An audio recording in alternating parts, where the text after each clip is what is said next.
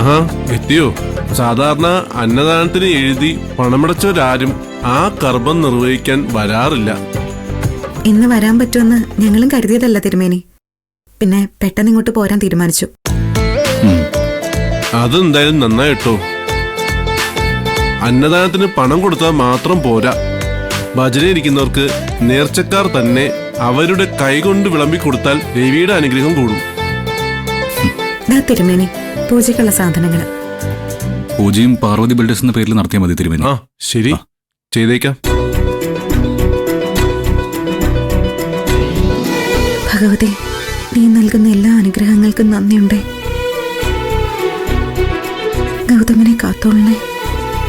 എനിക്ക് വേണ്ടി ഏത് ജോലിയും ചെയ്യാൻ തയ്യാറാവുന്നവളാണ് ഈ നിധി. അവൾക്ക് സന്തോഷവും സമാധാനവും കൊടുക്കണേ ഭഗവതി.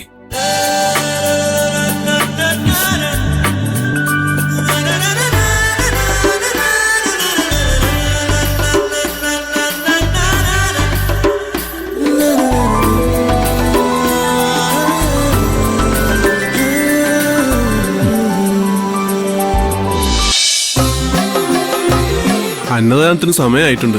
നിങ്ങൾ അങ്ങോട്ട് ചെന്നാൽ നിങ്ങൾക്ക് തന്നെ വിളമ്പി കൊടുക്കാം. ഒന്ന് തുടങ്ങി വെച്ചാൽ മാത്രം മതി. അതെവിടെയാ തിരുമേനി? പ്രസിഡന്റേ, ഒന്നിങ്ങ് വന്നേ.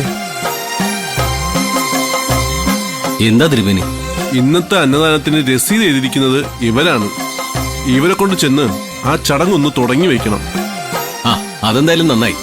നേർച്ചക്കാർ തന്നെ വിളമ്പാനും ഉണ്ടല്ലോ. വാ, നമുക്ക് അങ്ങോട്ട് പോവാം.